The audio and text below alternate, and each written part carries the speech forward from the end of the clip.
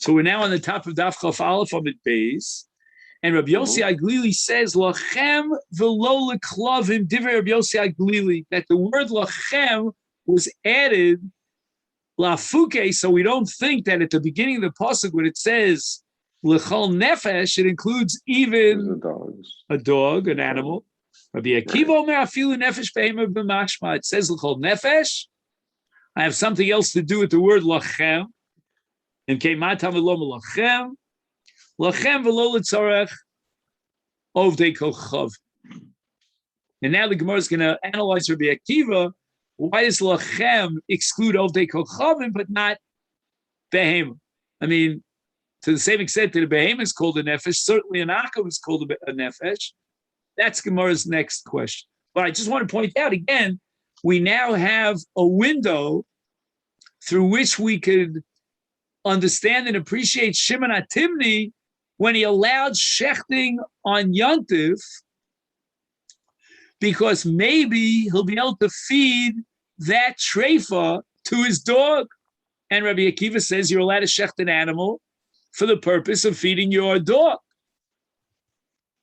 On the other hand, Rabbi Yehuda ben Bava holds like Rabbi Yossi Aglili, and lachem excludes klavim.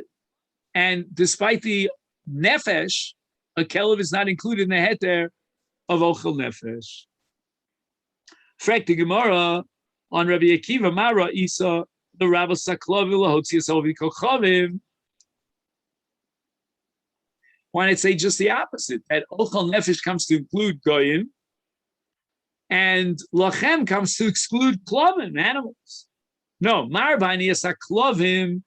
Why Shem is onosan alecha? We're assuming now that the animal cannot find food on its own. I mean, again, there are dogs that live out there and they scrummage, but in an urban area, it's very difficult for the dogs to find food. In fact, the Torah has a mitzvah like Kelev Tashlifim also to feed treifa to a dog. And if it's your dog, then that's called mizonosav olecha. You're obligated to feed your dog. But motzi aniyas ha'akum she'em mizonosav olecha. Even if you have a local, you have your own shivcha or eved, who's a guy, nevertheless, he knows how to fend for himself. Let him go to the fridge, take out a loaf of bread, slice it, toast it, smear it with, cheese, and he'll fend for himself. Amalei Abai Rav Yosef, Rav Yosef Agli Diarma Lachem V'lo Leklavim, Hani Sufle Lechevasa, Hechi Shadina Lehu B'Yontif. I was always fascinated how often the Gemara derives halachic conclusions from that which is accepted behavior. Today, I mean, anything that you did and your grandmother did is also because, we learned the Lumdisha Sugi. But in the Gemara's time, if everybody did it, it must be mutter. So everyone took these dates, and there were certain pits of the dates that could only be animal food. Now, if you're telling me, Rabbi Yossi Aglili, that you cannot do malacha on behalf of an animal, then in order to prepare these garinim of tmarim, garine tmarim, you're going to have to use all the malachas that you need to use in order to prepare them for the animal, which you're not allowed to do on Yontif. And therefore, how do we handle these things? We pick them up, we move them from place to place. No one said a word about it. Nobody objected. It's muktzah. Why is it muktzah? Because you're not allowed to do any malacha to prepare it for the animals, according to Rabbi Yossi Aglili. Amalei, so Rabbi Yosef responds to Abaye, hol v'chazul asaka. You know why they're not muktzah? Because we can use them as fuel to prepare them for the animals. That's going to require a lot of malach, which we're not allowed to do, according to Rabbi Yossi Aglili, for the animals. But in their own natural state, you can throw them into the campfire and they will cause the fire to go higher and higher. So Gemara says, wait a second. Teinach bi'abesht. I could justify handling these dates when they're dry. But beritivta, ma'ikal and when they're still wet and moist, you're not going to throw them into the fire as fuel, and yet we didn't make any distinction. Again, you see how much the Gemara proves from Puk Amad Debar. See the way we treat it. So Gemara answers, Amalei Chazula Hesek Gadol. Even the wet ones can be used as fuel if you have a very large flame, not one of these tiny little local, what do they call it? Not campfires. They have, what's the name for it in English? When you have your own little thing going. What's that thing? Barbecue? Or... No, not a barbecue. I'm talking about, like I told you that story that happened to me on Friday night when I gave a shiur at somebody's house on a Friday night. What's that called? A fireplace? Whatever you want to call it. Yeah, inside a house, a fireplace. Fireplace. So those are very small. You wouldn't take these moist tamarim. But if you have a larger fire, then the fire automatically dries up the tamarim from the heat of the fire, and then the tamarim are able to cause the fire to go even higher and higher. Right. Tenach biyantiv. All right, you justify why we handle these tamarim on yantiv because it's royal hesek. Asaka, it's mutar on yantiv. But what about on Shabbos? We handle them on Shabbos as well. It's been Shabbos ma'ikal and meimar. How are we going to justify that this tiltul, that we move the garinim from place to place when they're only royal lebehema, but we can't prepare them for the animal and violate Shabbos? And Gemara answers, metaltalim lahu agav rifta. This is a very famous principle in muktzah, where, let's say, for example, someone never dies on Shabbos and his body, the corpse, is muktzah, but he's in the hot sun and it's going to cause terrible deterioration of the body. So we allow you to put a kikar, a loaf of bread, on top of the corpse. Gemara gives another example called the tino, and then you can move that which is normally muktzah, agav, because the muktzah now becomes agav, it becomes like secondary and tofel to the loaf of bread. Mm-hmm. So we're going to put a loaf of bread on top of these garinim, which are designated for the animals, and that's why we're allowed to be metal. The Gemara now is bothered by another problem. Okay, you may have solved the problem of muktzah in one sense, but you have a different problem, and that's called bizui ochlin, because these tmarim, when you put the bread on top, they're going to ruin the bread. Kiddush Shmuel. The Amar Shmuel osa adam called sarko the pas. You're allowed to do whatever you want with a pas, with a loaf of bread, and you could put it into a pot of cooking of tavshil, and that's not considered what we call bizayon ochlin. Why? Because you have some sort of need for that, and here you're doing it for a need. Now, the Rishonim are bothered by this because the Gemara at the end of Shabbos only permits the case of kikar or tinok on top of the dead body, mishum bizayon hames. But otherwise, it would still be considered awesome. These garinim, what's bizayon hames here? Just trying to move these garinim from place to place. So he gives an answer which I honestly don't understand. Maybe you'll help me with this. He says that in the case of the mess, he died on Shabbos, and we had no choice. There was no possibility of putting a kikar on his body erev Shabbos. But here, and that's why we only allow it with tzarech hametz. But if you had something where you wouldn't have the possibility on erev Shabbos of putting the kikar, then we're going to allow you to do it on Shabbos. Garinim elu lo yachlu laso zotz mibod yom. For some reason, which just evades me, eludes me, you could not put the bread on the tmarim before Shabbos. Ki heim mitmarim shenecholim b'Shabbos. And this you see Tosfos Maskal Osa, that small Tosfos. Aval Hani, at the very end of Tosfos, Ani Sufli lo hayu yecholim la sosa me'erev yontif. I'm not sure exactly why. I guess maybe he eats the dates on Yontif, on Shabbos, and what he's left with are the pits. So since he ate them on Shabbos, he didn't have the pits available on Erev Shabbos, in which case we would have required him to put the pas on top of the Garinim on Erev Shabbos. Anyway, before, Rav Huna was matir baking litzorech nachrim in a case where he could also benefit, the Jew could also benefit from it. And we can say on every single portion or segment of the afiyah, maybe that's the one that will designate for the Yisrael. However, the Gemara says, Upliga, Rabbi Yeshua ben Levi. Rabbi Yeshua ben Levi rejected this. The Omer Rabbi Yeshua ben Levi, Mizamnin es hanachri b'Shabbos. We're allowed to invite a guy to a Seudah on Shabbos, but ein mizamnin es hanachri b'Yontif. We're not allowed to invite a non-Jew to our Seudas Yontif. Why not? Gzeira shemiyarbe b'shvilo. We're afraid that he may, she makes a calculation how many people are going to eat at the meal, how much afiyah she needs to do, how much bishul.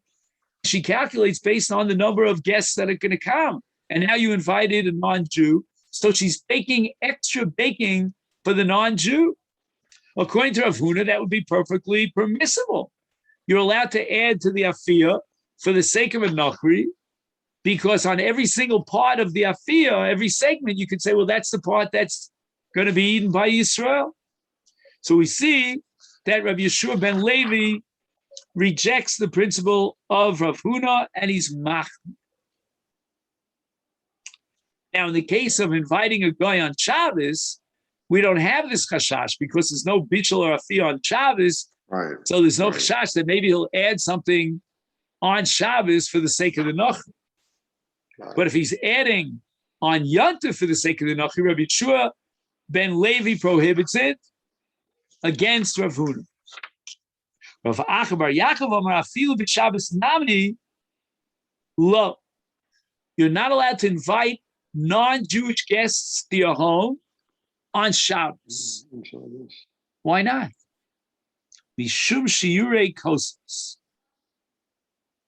Now, there's a havamin in this Gemara, which is going to be immediately rejected.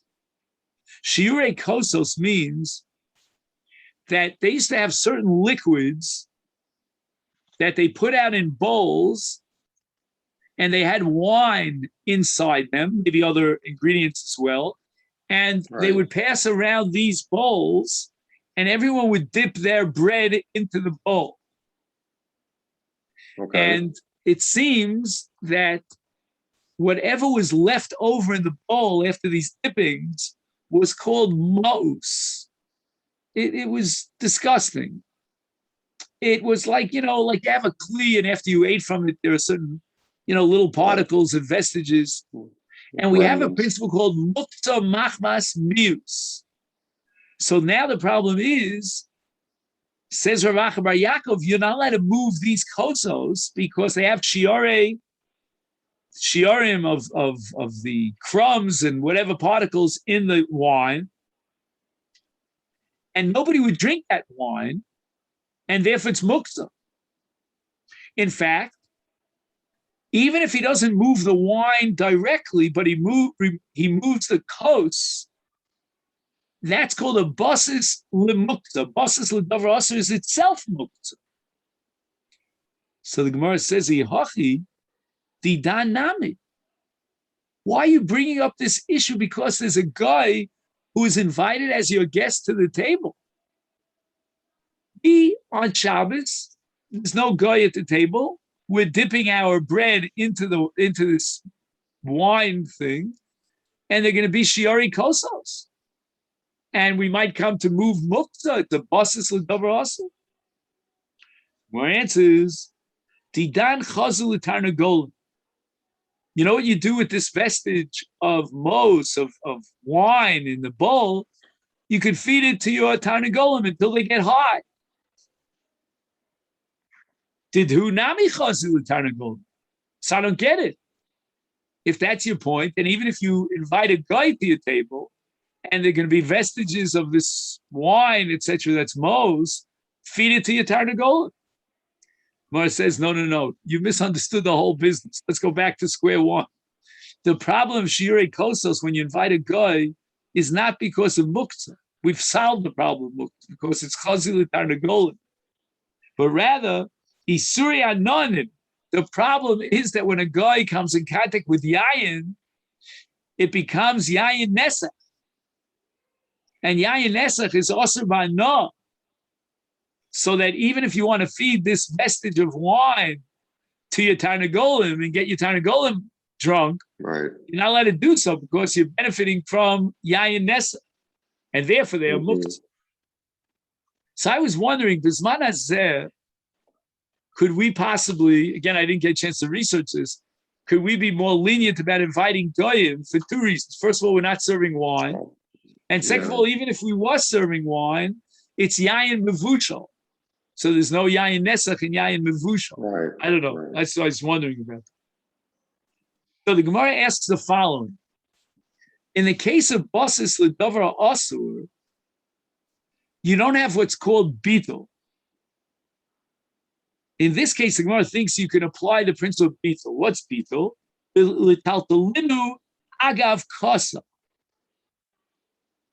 In other words, basis means you're holding on to something that's mukta, that's very chashuv. It has significance of its own, and therefore it sets itself up as an independent entity, such that the basis is now a basis lemukta. But here we should go the other way around.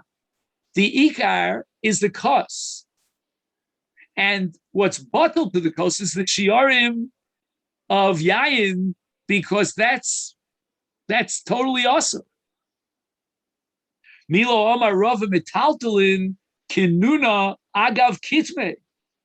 You're allowed to be metaltal, a kli that has inside of it coals meaning gechalim. And even though the kli is now a kli shemalachto le'iser, it's designated for gechalim, but nevertheless he has also afer. There are burnt ashes inside the kli, and those ashes were prepared even before Shabbos. Mib'od yom. What do you do with ashes? In the days of the Gemara, ashes was a valued product because you would use it to cover up filth or feces or roke or spit. But now, since the gecholim have already been burnt up and they have no purpose, they are batel, and therefore you're allowed to move the kinuna for the purpose of enjoying the afer.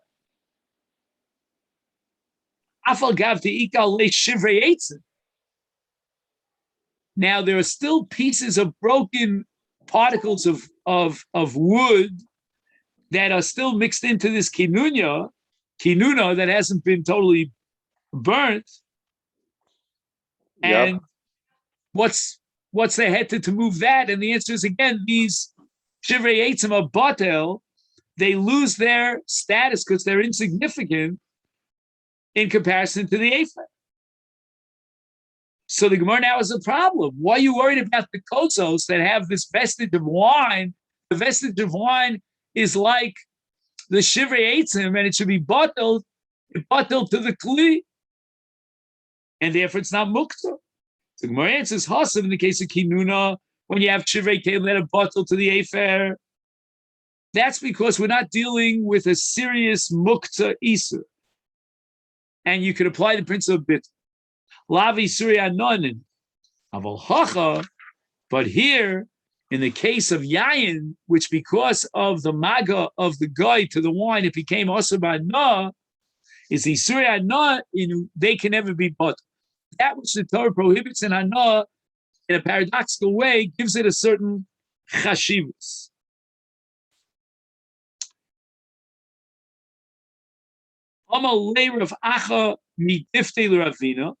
I don't get it. You're worried about shiurei kosos. Lehevi kigraf shel re'i.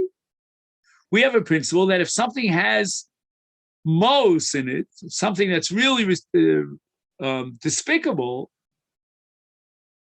what's the word I'm looking for with an R? It's repulsive. So then you're allowed to move it, like feces or dirty diapers and so forth. The Rabbani gave a special head because it covered Adam or covered Shabbos to get rid of it.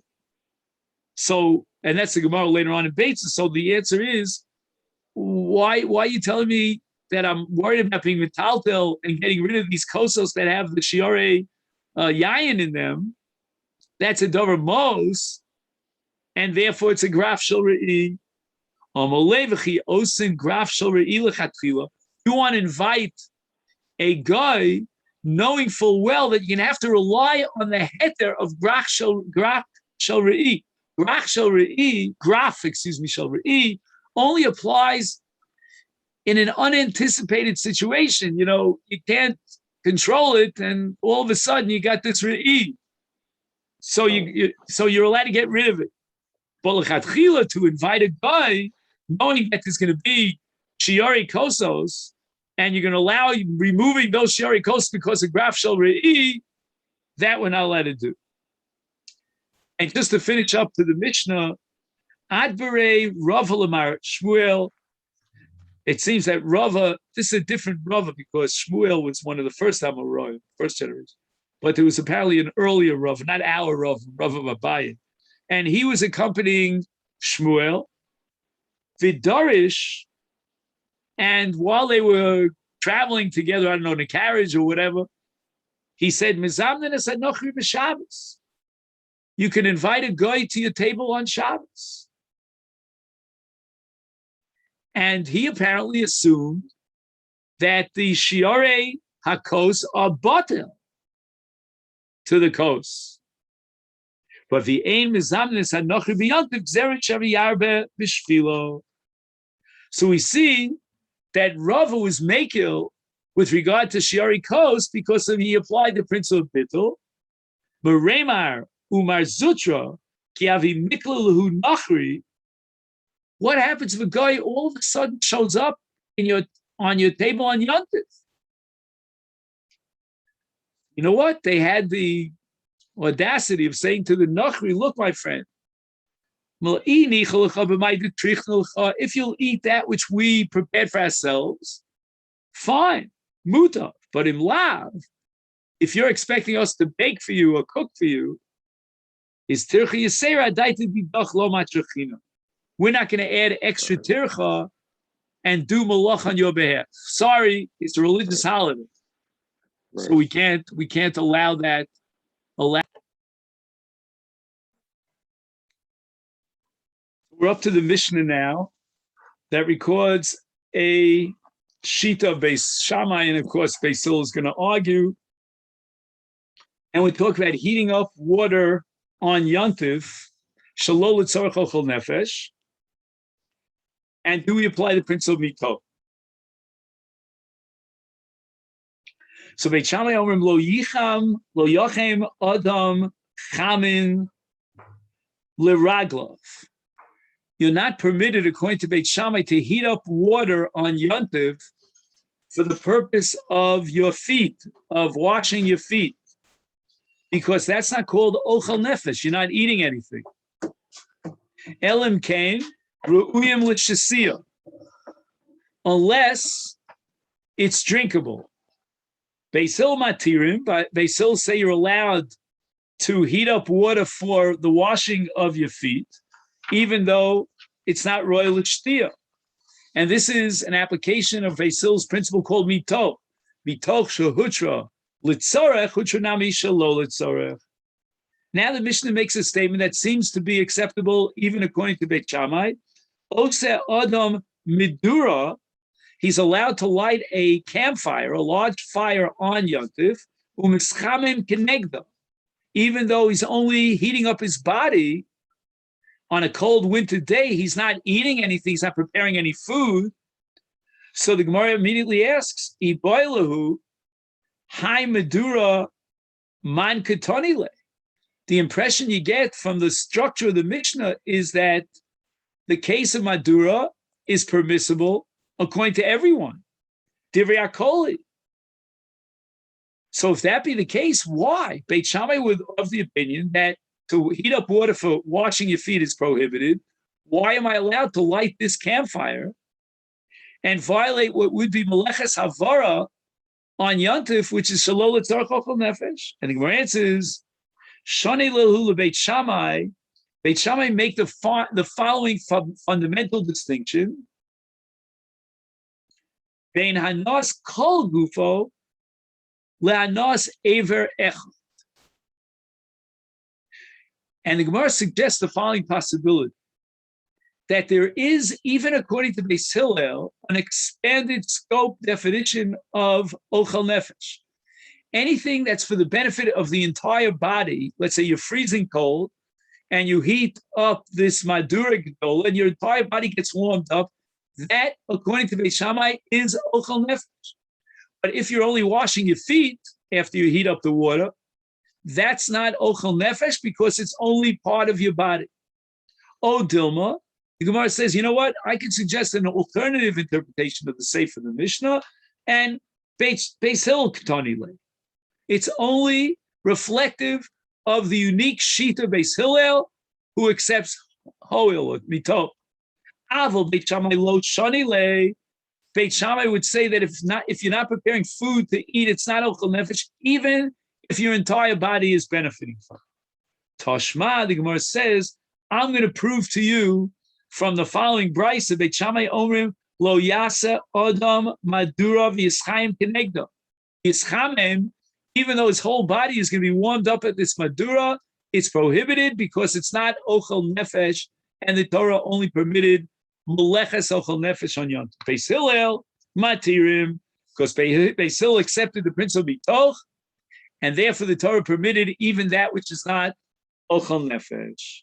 And finally, the last Mishnah here on Daf Chaf Aleph Amid Beis. Shlosha Dvarim, regarding three different dinim on Yantif. Rama Gamliel Machmir, Rama Gamliel accepted the Chumrah of Beit Shammai, Kedivrei Beit Shammai, even though Beis Hillel were Mekil, they were lenient. The Eluhen, and these are the following three Chumras of Rama Gamliel in which he adopted the position of Beit Shammai. Number one, Ein Tomnim Esachamin Lechatchila B'Yantif. The case is that Yantif is on a Friday, Erev Shabbos, and now he wants to heat up food for Shabbos. And you're not allowed to do this according to Beit Shammai. You cannot take hot food and do hatmana. You put it in a place where the heat is going to be retained.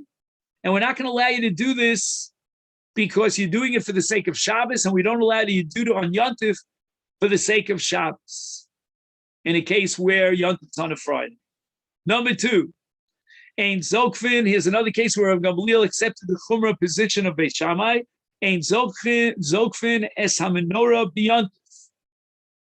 What does that mean?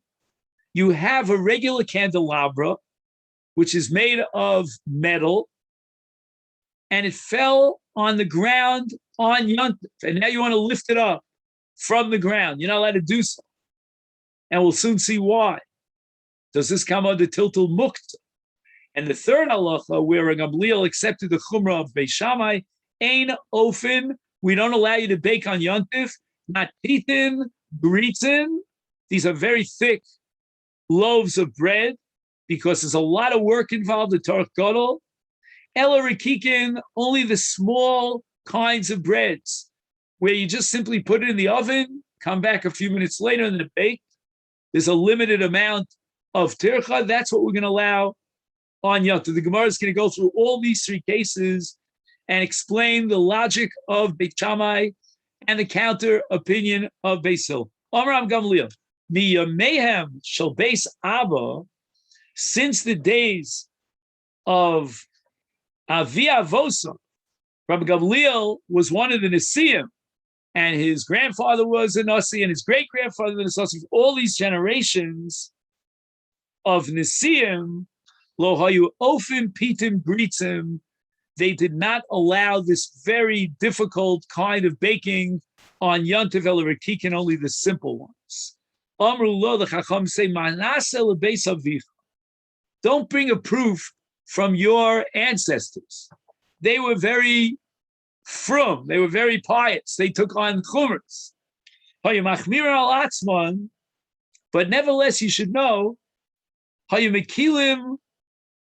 lechol Yisrael, when it came to other Jews who asked them, are you allowed to bake? They would make it, they would permit it.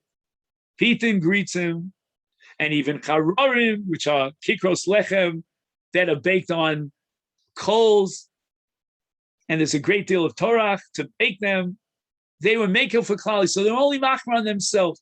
So don't accept the shita of Beit Shammai for all the Jewish nation based on your ancestors. They only were machmer al atzma, but not for others. And this leads us to the Gemara, and the Gemara now analyzes these three halachas in which Rabbi Gamliel accepted Beit Shammai. The first one on the list was Ein Tomin Es HaChamin, Hechi Domin. What was the case? Idi Anach Erev Tavshilin. If he had already prepared an Erev Tavshilin on Erev Yontif, so you have, let's say Yontif is on a Friday. On Thursday, I'm talking in Eretz Yisrael, let's say in Chutzar, to be on a Wednesday, because you have Thursday and Friday of Yontif. On Erev Yontif, he already set up an Erev Tavshilin. And based on Erev Tavshilin, you're allowed to bake and cook from Yontif to Shabbos. Is my time at the Beit Shammai? Why Beit Shammai prohibited baking or cooking, or for that matter, atmana on Yontif for Shabbos? He already put down an Erev Tavshilin.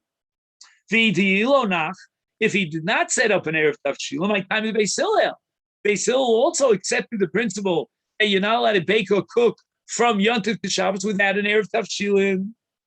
Rav Huna li'olamei melacha shelo iniach Erev Tavshilin.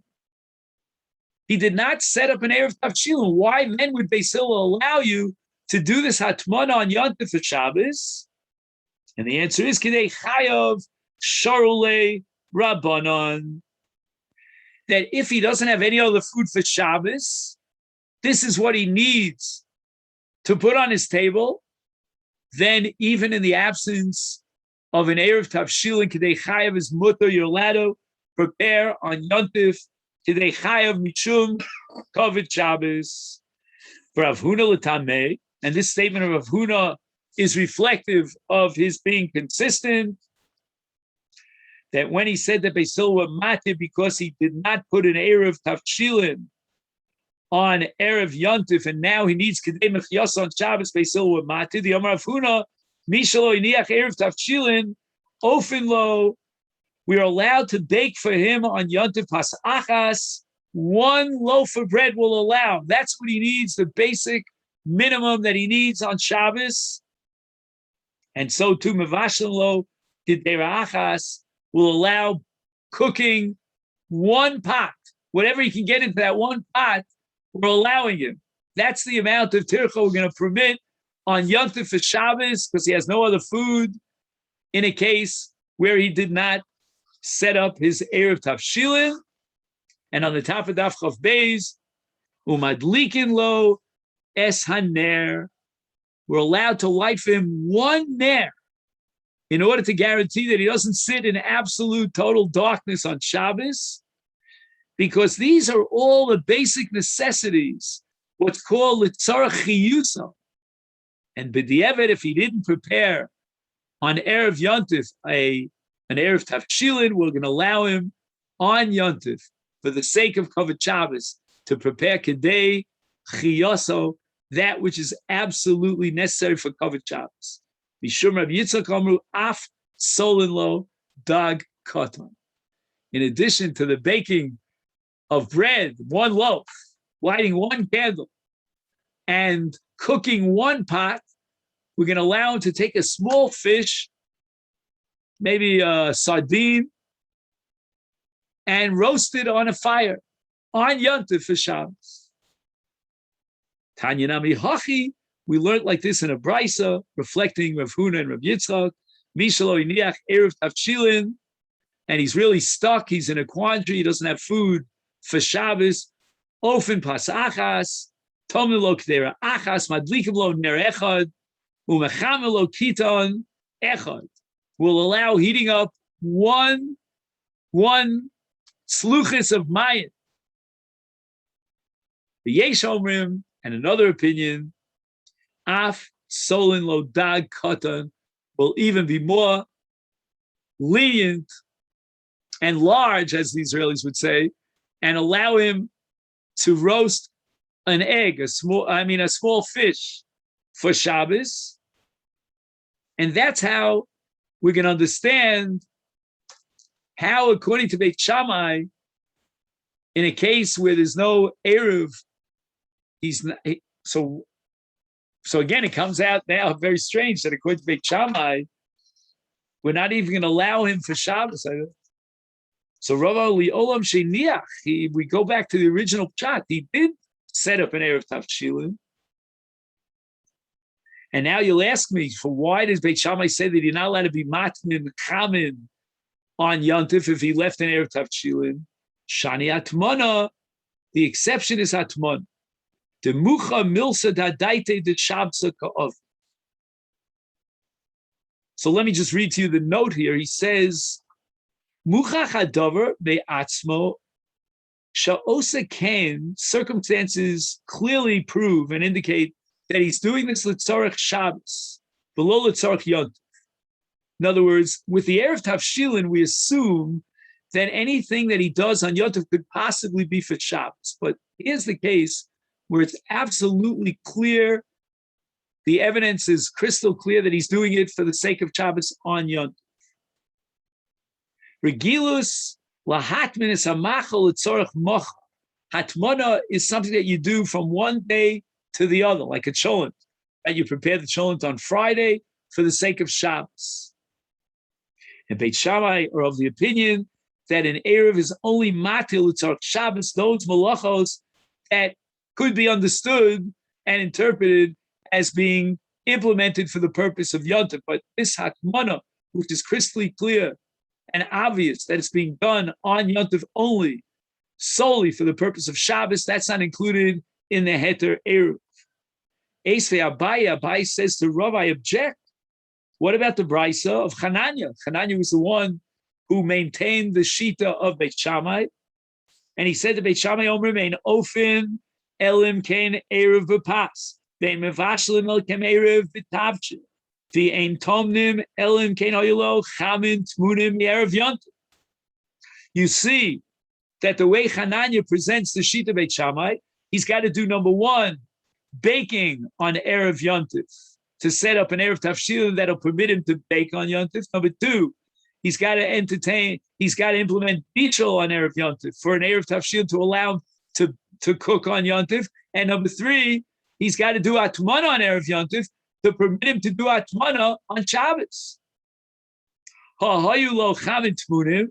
If he did Atmana on Erev Yontif, Mia Avid, he has set up an Erev Tavshilin, and he's allowed to continue the Hatmana on Yontif for the purpose of Shabbos. So therefore, Rava, your presentation that Hatmana on Yontif for Shabbos is also, even in a case of Erev Tavshilin, is rejected and is contradicted by the statement of Hananya. Elomar Abaye. Abai says that our Mishnah that Beit Shammai is recorded as prohibiting Atman on Yontif for Shabbos, Kigon, She'erev Lezeh, V'lo Erev Lezeh.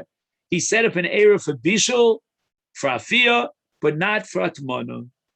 And Chananya hi aliba to Beit Shammai. So our Mishnah of Beit Shammai's Chumrah, which Rav Gamliel accepted as far as Atmana, that's a reflection of the Shita of Beit Shammai as formulated by Hananya, that each one of the three, Afia, Bishul, and Atmana, require, respectively, their own Erev Tavshilin. This leads us to the Mishnah of Ein Zokvin Es HaMenorah, which Amir Hashem will pick up tomorrow. So thank you so much. And Again, the opportunity to wish everyone a Chag Sameach.